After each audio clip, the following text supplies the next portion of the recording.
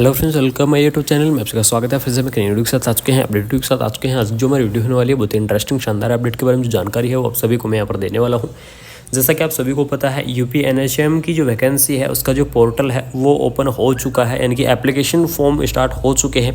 ठीक है, तो ये चीज़ तो आप सभी को पता लगी ही गई होगी, कितनी पोस्ट है, कितनी वैकेंसीज हैं, लास्ट डेट क्या रहने वाली है। तो दोबारा से बता देता हूँ, लास्ट डेट आपकी 7 फरवरी रहेगी, यानी कि 7 फरवरी तक आप क्या कर सकते हैं, इस वैकेंसीज को अप्लाई कर सकते हैं। ठीक है, लेकिन जो सबसे बड़ी और इंपॉर्टेंट चीज़ मैं आपको यहाँ पर बताऊँगा वो बताऊँगा कि आप अपनी परसेंटेज कैसे निकालें। मेरे पास रेगुलरली कमेंट आ रहे थे कि सर हम हमारी परसेंटेज कैसे निकालें, यानी कि जो नया रूल लगा है सीएचओ के अंदर, जैसा कि आप सभी को पता ही होगा, आप सभी ने नोटिस देखा होगा।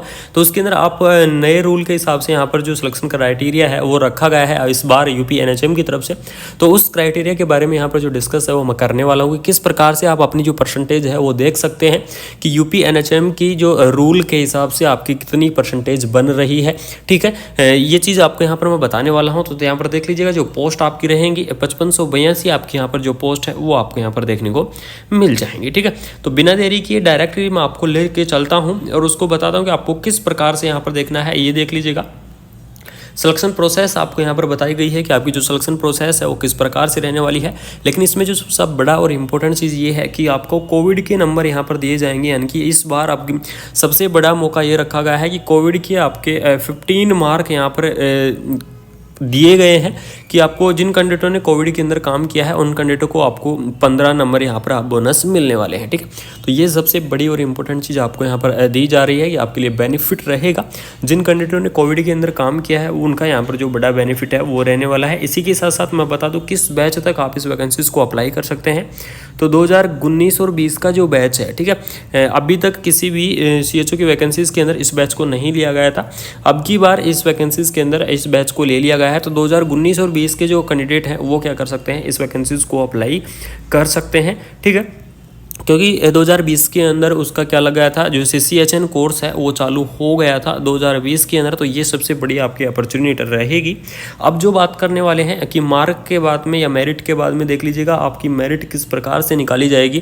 क्योंकि यहाँ पर स्पष्ट लिखा हुआ है आपकी जो 100 रहेगी, 100 में से आपके 15 नंबर आपके कोविड के निकाल दिए गए, यानी कि 85 आपके यहाँ पर नंबर के हिसाब से 85% के हिसाब से मेरिट आपकी निकलेगी। यानी कि टोटल आपने 15 नंबर हटा के 85 के आधार पर आपका जो सिलेक्शन है वो यहाँ पर होने वाला है। तो ये चीज़ मैं आपको बताऊंगा कि आपको किस प्रकार से अपनी जो परसेंटेज है वो निकालनी है कि आप इस रूल के हिसाब से आप कितनी परसेंटेज आपकी बन रही है। ठीक है, तो यहाँ पर देख लीजिएगा 10th के लिए आपको 17% दिया गया है, 12th के लिए भी आपको 17% दिया गया है, यानी कि आपकी 10th की जितनी परसेंटेज बनी है उसका 17% यानी कि 17% लिया जाएगा। उसके बाद में 12th की आपका जितनी भी आपकी परसेंटेज बन रही है उसका भी आपको 17% यहाँ पर लिया जाएगा। ठीक है, यानी कि आपको क्या करना है, 10th की जैसे आपकी टोटल मार्कशीट है तो उसमें से आपको 17% आपको यहाँ पर देना है। उसके बाद में 12th की आपको 17% निकाल लेनी है, परसेंटेज आपको निकालनी आती है तो आप 17% निकाल लेना है इन दोनों की। तो ये क्या होगी, 34% होगी दोनों की मिला के।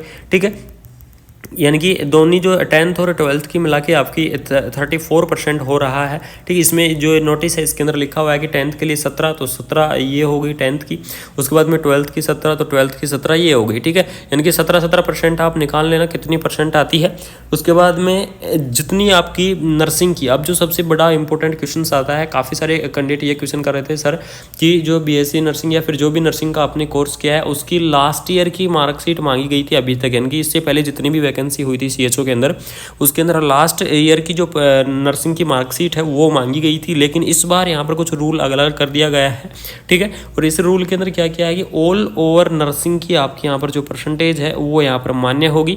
तो ऑल ओवर नर्सिंग के अंदर आपकी कितनी परसेंटेज बनी है ये सबसे बड़ा इंपॉर्टेंट आपका रहेगा, और उसमें से आपको 51% आपको लेना है। ठीक है, अगर मैं एग्जाम्पल बता दूं, ठीक है, अब अगर मान लीजिए आपकी एग्जाम्पल के तौर पर ले लेते हैं कि अगर आपकी नर्सिंग के अंदर, ठीक है, अगर आपने BSc की हो, पोस्ट BSc की हो, अगर आपकी नर्सिंग के अंदर 75% बन रही है ऑल ओवर, ठीक है, ऑल ओवर मान रहे हैं, अगर आपकी 75% बनती है तो उसमें आपकी जो 75 में से आपका कितना यहाँ पर ऐड होगा इस रूल के हिसाब से, तो इस रूल के हिसाब से आपको 37 या 39 के बीच में आपका ऐड होने वाला है। ठीक है, आपका पूरा 75 यहाँ पर ऐड नहीं होगा, आपका सिर्फ 37 या फिर 39% आपकी नर्सिंग की ऐड होगी। अगर आपकी 75% बन रही है तो उसमें से आपको 37 या 39 के बीच में आपका जो लगभग यहाँ पर परसेंटेज है वो ऐड किया जाएगा। इसके अलावा जैसे मान लीजिए किसी की 37% यहाँ पर ऐड होगी तो 37% तो ये होगी, उसके बाद में उसकी 10th की 12th की में से आपको 17% निकाल कर और जो भी परसेंट आती है उसको इसके अंदर ऐड कर कर फिर आपकी जो परसेंटेज है वो निकल कर आएगी कि इस रूल के हिसाब से आपकी परसेंटेज कितनी रहेगी। ठीक है, तो ये यहाँ पर जो आपने काफ़ी कैंडिडेट ये भी कमेंट कर रहे थे कि सर हमारी नर्सिंग के अंदर ऑल ओवर 71 है तो क्या हमारा सिलेक्शन हो जाएगा। तो क्यों, इसमें ये है कि आपकी जो अगर नर्सिंग के अंदर ऑल ओवर 71 है तो वो ऑल ओवर नहीं जुड़ेगी। ठीक है, काफ़ी कैंडिडेटों को ये चीज़ समझ में नहीं आ रही है कि आपकी अगर 71 है नर्सिंग के अंदर वो पूरी आपकी यहाँ पर ऐड नहीं होगी, इसकी सिर्फ 51% ही यहाँ पर ऐड होगा, यानी कि आपकी 35% ही यहाँ पर ऐड होने वाली है। ठीक है, बाकी आपकी 10th और 12th की जुड़ेंगी। इस प्रकार से आपकी क्या रहेगी 85 का रेशियो है वो यहाँ पर निकल कर आएगा और बाकी जो 15 है वो 15 आपके कोविड के रहने वाले हैं। जिन कैंडिडेटों ने कोविड के अंदर काम किया है उनका एक्सपीरियंस यहाँ पर लग जाएगा और जिन कैंडिडेटों ने कोविड का काम नहीं किया है उनका एक्सपीरियंस यहाँ पर नहीं लगेगा और इसी हिसाब से आपकी जो मेरिट है वो निकल कर आएगी। सीधी भर्ती रहने वाली है।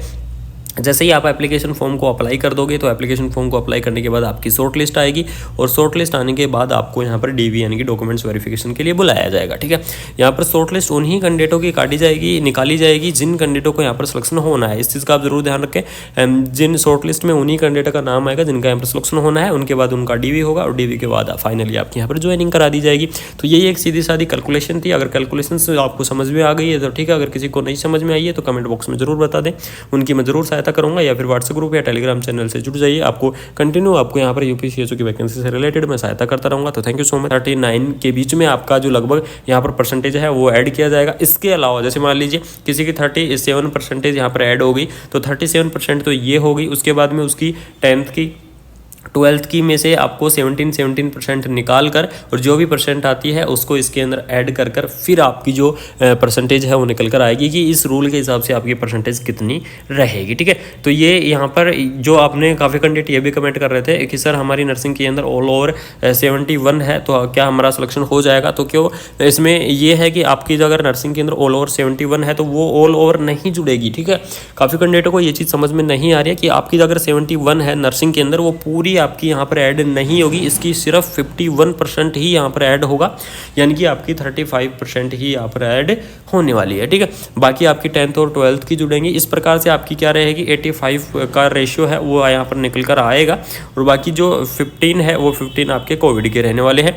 जिन कैंडिडेटों ने कोविड के अंदर काम किया है उनका एक्सपीरियंस यहाँ पर लग जाएगा और जिन कैंडिडेटों ने कोविड का काम नहीं किया है उनका एक्सपीरियंस यहाँ पर नहीं लगेगा और इसी हिसाब से आपकी जो मेरिट है वो निकल कर आएगी।